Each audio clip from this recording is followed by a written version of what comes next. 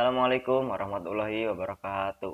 Halo teman-teman, kembali bersama saya Ovara Mardika. Di video kali ini saya akan membahas yaitu bab 10 tentang Mikrotik Bridge. Tanpa berlama-lama, langsung saja kita ke videonya. Daftar isi dalam video kali ini terdapat 3. Yang pertama yaitu konsep bridge, yang kedua firewall NAT dan DHCP pada topologi bridge, dan yang ketiga pengembangan topologi. Langsung saja kita ke materi yang pertama, yaitu konsep bridge.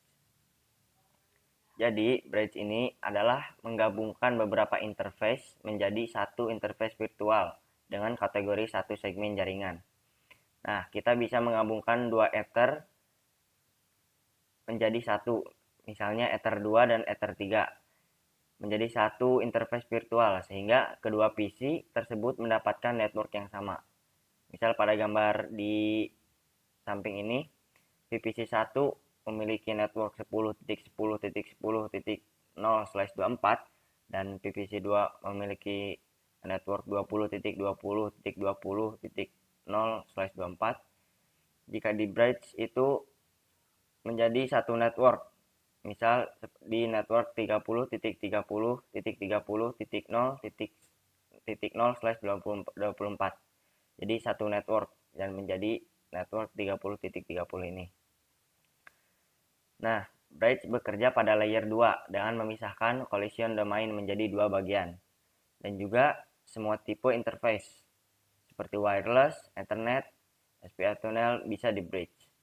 Dan juga bridge ini by default untuk router Soho sudah tersetting secara otomatis di bridge dari ether 2 sampai ether 5. Bridge ini bekerja dengan cara memeriksa dan menyaring atas berdasarkan alamat MAC atau Media Access Control. Kemudian meneruskan data tersebut ke jaringan tujuan yang sesuai. Kita lanjut ke firewall NAT dan DHCP topologi bridge. Kita bahas firewall NAT terlebih dahulu. Jadi, walaupun mikrotiknya nanti sudah bisa internet karena sudah langsung terhubung ke internetnya, tapi untuk dari VPC 1 dan juga VPC 2 ini belum bisa terhubung ke internet karena belum terpasang firewall NAT pada mikrotiknya. Berikut adalah cara menanamkan firewall NAT pada mikrotik kita agar VPC kita bisa terhubung ke internet. Yang pertama, kalian pergi ke mikrotik winbox-nya dan juga pergi ke firewall. Pergi ke IP dulu, lalu ke firewall, dan juga pergi pada bagian NAT.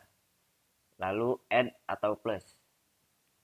Dan untuk chainnya nanti kalian pilih ESRC NAT seperti gambar di samping ini.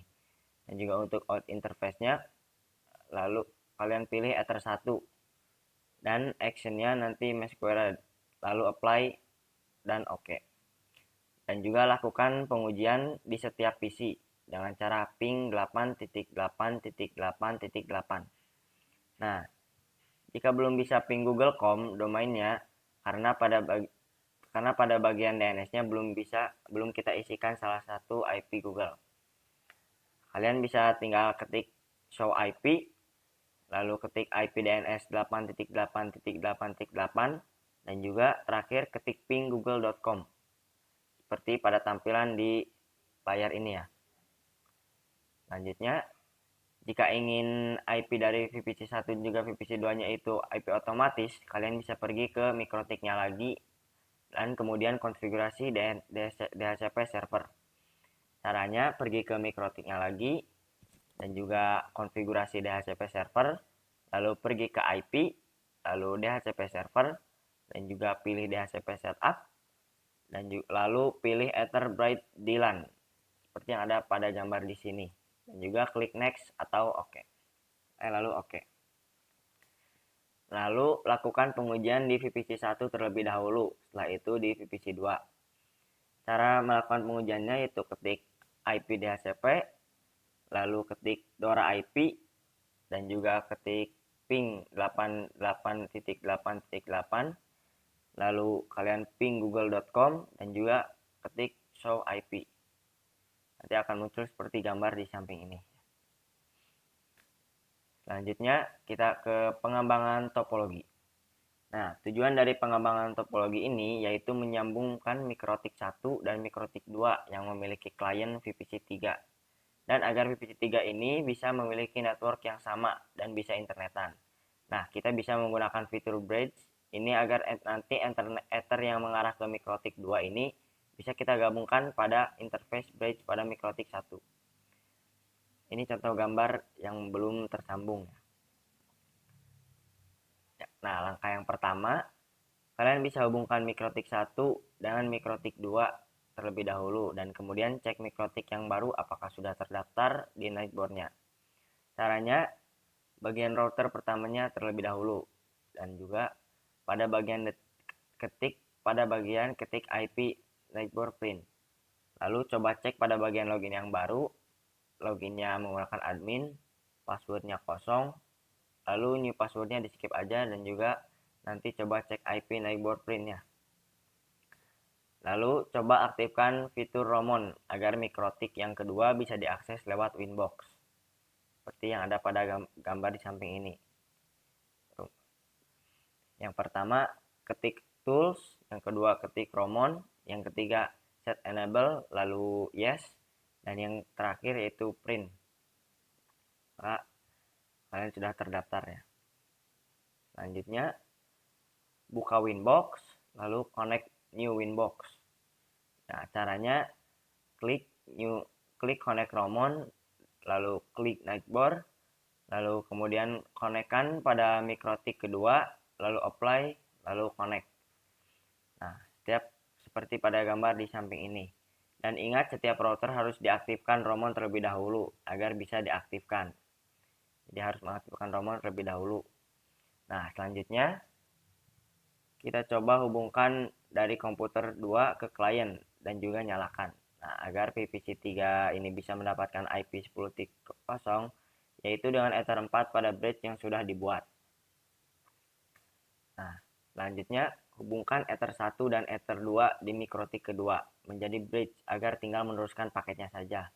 Caranya, kalian tinggal pergi ke router pertama, lalu pergi ke menu bridge, lalu bagian portnya masukkan Ether 4, juga pada bridge di LAN, dan juga selanjutnya add. Selanjutnya interface, pilih Ether 4, klik apply, dan juga klik OK. Seperti pada gambar di samping ini. Selanjutnya pada bagian router yang kedua. Nah, kalian tinggal pilih pada bagian bridge, klik add, dan juga untuk namanya sesuaikan saja yaitu bridge di LAN, lalu apply dan juga OK. Seperti pada gambar di samping ini, namanya disamain aja. Selanjutnya, pada portnya interface, masukkan Ether 1 dan Ether 2. Nah, seperti gambar di samping di bawah ini. Lalu setelah memasukkan Ether 1 dan Ether 2, klik apply, lalu klik OK. Dan juga cara praktek pada PC3-nya, yaitu ketik IP DHCP. Jika sudah ada informasi DORA, cek IP-nya dulu berapa.